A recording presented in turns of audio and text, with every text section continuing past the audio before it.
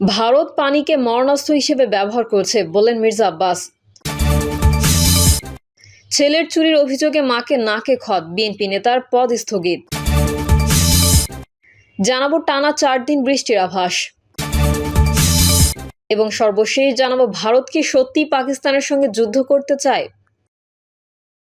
এতক্ষণ শুনছিলেন সংবাদ শিরোনাম, এবারে বিস্তারিত।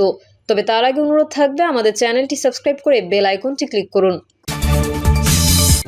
ভারত পানিকে মরণাস্ত্র হিসেবে ব্যবহার করছে বলেন মির্জা আব্বাস। বিএনপির স্থায়ী কমিটির সদস্য মির্জা আব্বাস বলেন, পানি কখনো মরণাস্ত্র হতে পারে না, পানি কখনো যুদ্ধাস্ত্র হতে পারে না। একমাত্র ভারত সারা বিশ্বকে দেখিয়ে দিল পানিকে তারা মরণাস্ত্র হিসেবে ব্যবহার করেছে, কতটুকু অমানবিক হলে তারা কাজটি করতে পারে। মির্জা আব্বাস বলেন, শুধু তিস্তা নয়, আজকে বাংলাদেশের 54টি অভিন্ন নদীর পানি বন্ধ করে দেওয়া হয়েছে। তিস্তা একটা উদাহরণ মাত্র। বাংলাদেশের পানি কিন্তু তারা বন্ধ করে দিয়েছে। তারা তিস্তা বন্ধ করেছে, ফারাক্কা বন্ধ করেছে, সুরমা কুশিয়ারা বন্ধ করেছে। তিনি বলেন, সিলেটের ইলিয়াস আলীকে শুধু গুম করা হয়েছে সুরমার বাদ দিয়ে প্রতিবাদ করায়। আমি সবার সামনে দুলুকেও সাবধান করব, ও যেন একটু সাবধান থাকে, কারণ ভারত কখনোই এই ধরনের প্রতিবাদী মুখ সহ্য করতে পারে না। মির্জা আব্বাস বলেন, দুলু উত্তরবঙ্গের একটি প্রতিবাদী মুখ, একজন প্রতিবাদী সন্তান, এলাকার কৃতি সন্তান। সহিংস নয়, একটি অহিংস প্রতিবাদ সারা বিশ্বে আজ দুলু তুলে ধরেছে। আমি বিশ্বাস করি পত্রপত্রিকা, সোশ্যাল মিডিয়ার মাধ্যমে বিশ্ববাসী জানতে পারবে ভারত আজকে পানির অভাবে কি কষ্ট দিচ্ছে। মির্জা আব্বাস বলেন, ভারতের কাছে কি আমাদের কোনো দেনা পাওনা নাই? অনেক কিছু আছে, ভুলে যাবেন না, অনেক কিছু আছে। আমাদের কাছে আপনাদের ট্রানজিট আছে, আমাদের পোর্ট আছে, মংলা পোর্ট আছে, চট্টগ্রাম পোর্ট আছে। প্রয়োজনে আমরা হিসাব কিতাব করব। তিনি বলেন, আমরা চোখের পানিতে কারো কাছে কিছু চাইবো না, আমরা বকশিস চাই না, ভিক্ষা চাই না, আমরা হিসাবের পাওনা চাই। আমাদের হিসাবের পাওনা দিতে হবে। আজ না হয় কাল, কাল না হয় পরশু, দিতেই হবে। যে আন্দোলন শুরু হয়েছে তা থামবে না। তিনি বলেন, আমরা শুধু একটি সরকারের অপেক্ষায় আছি, যেই সরকার আমাদের দেশের মানুষের কথা বুঝতে পারবে, মানুষের ভাষাকে বুঝতে পারবে, যেই সরকার মানুষের দাবি দেওয়া পূরণ করার সক্ষমতা রাখবে। কিছুদিন আগে যে সরকার ছিল তারা কখনো এই দাবি দেওয়া পূরণ করার সক্ষমতা রাখত না। ছেলের চুরির অভিযোগে মাকে নাকে খত, বিএনপি নেতার পদ স্থগিত। ফেনীতে ছেলের বিরুদ্ধে হাঁস ও কবুতর চুরির অভিযোগ তুলে মাকে নাকে খত দেওয়ানোর ঘটনায় সালিশের নেতৃত্ব দেওয়া সদর উপজেলার পাঁচগাছিয়া ইউনিয়ন বিএনপির সভাপতি ও সাবেক ইউপি চেয়ারম্যান দেলার হোসেন দেলুর সাংগঠনিক পদ স্থগিত করা হয়েছে। রোববার সন্ধ্যায় সদর উপজেলা বিএনপির আহ্বায়ক ফজলুর রহমান বকুল ও সদস্য সচিব আমানউদ্দিন কায়সার স্বাক্ষরিত এক বিজ্ঞপ্তিতে এই তথ্য জানানো হয়। বিজ্ঞপ্তিতে উল্লেখ করা হয়, গত 1 মে রাতে ফেনী সদর উপজেলার পাঁচগাছিয়া ইউনিয়নের মাথিয়ারা গ্রামে সালিশি বৈঠকে নারীর প্রতি অসম্মানজনক ও ঔদ্ধত্যপূর্ণ আচরণের অভিযোগে পাঁচগাছিয়া ইউনিয়ন বিএনপির সভাপতি দেলার হোসেন দেলুর বিএনপির সকল পর্যায়ের পদ স্থগিত করা হলো। এর আগে গত বৃহস্পতিবার রাতে ইউনিয়নের মধ্য মাথিয়ারা এলাকায় খালুর দোকান সংলগ্ন স্থানে এই ঘটনা ঘটে। রোববার সামাজিক যোগাযোগ মাধ্যম ফেসবুকে 2 নারীকে নাকে খত দেওয়ানোর ভিডিও ছড়িয়ে পড়লে জেলা জুড়ে তোলপাড় শুরু হয়। 1 মিনিট 54 সেকেন্ডের ভিডিওতে দেখা যায় আশেপাশে অনেক মানুষ জড়ো হয়ে আছেন। মাঝখানে সাজেদা বেগম ও জোহরা বেগমকে জিজ্ঞাসাবাদ করা হচ্ছে। ছেলের অপরাধে 2 জন মায়ের সম্পৃক্ততার কথা বলা হয়। তারা অস্বীকার করলেও এক পর্যায়ে পাঁচগাছিয়া ইউনিয়ন পরিষদের সাবেক চেয়ারম্যান ও ইউনিয়ন বিএনপির সভাপতি দেলার হোসেন দেলু হাতে লাঠি নিয়ে অশ্রাব্য বাক্য উচ্চারণ করে 2 জনকে নাকে খত দেওয়ান।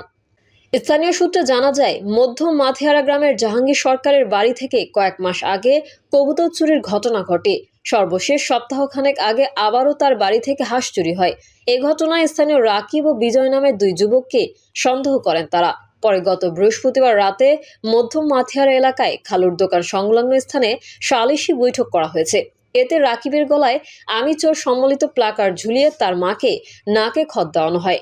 শালিরস অভিযুক্ত আরেক যুবক বিজয় উপস্থিত না থাকায় তার মাকেও একইভাবে নাকে খত দেওয়ানো হয়।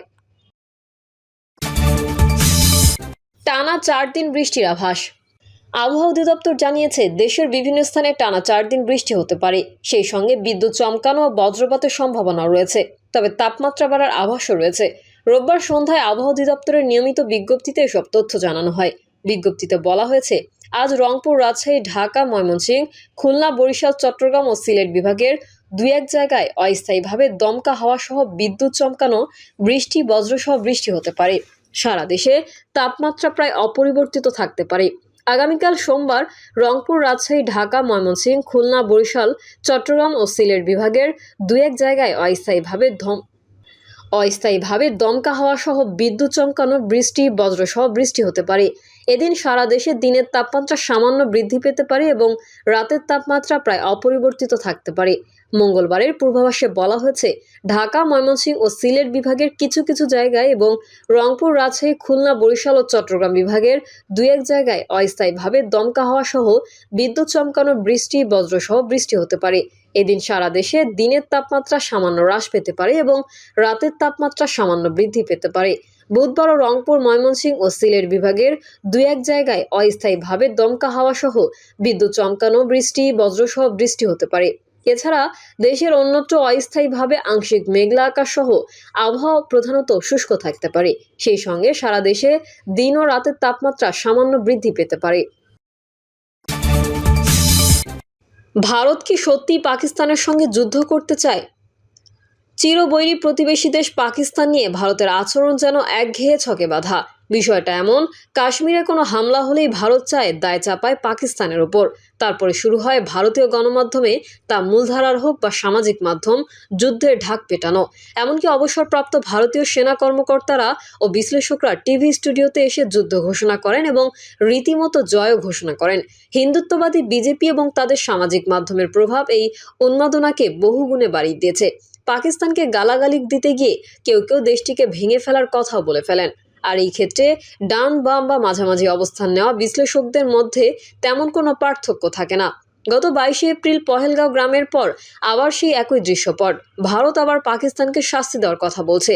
এমনকি যারা কিছুটা সংযত কণ্ঠে কথা বলছেন, তারাও ভাবছেন কিভাবে পাকিস্তানকে শাস্তি দেওয়া যায়, যেন সেটা পারমাণবিক যুদ্ধ পর্যন্ত না গড়ায়। তবে কাশ্মীরে ভারতের দখলদারিত্ব নিয়ে প্রতিবাদী কণ্ঠ কার্যত নেই বললেই চলে। কেউ কেউ সীমিত হামলা থেকে শুরু করে চূড়ান্ত সমাধানের মতো ভয়ঙ্কর পরিকল্পনাও হাজির করেছেন, যার মধ্যে নিহিত আছে গণহত্যার সম্ভাবনাও।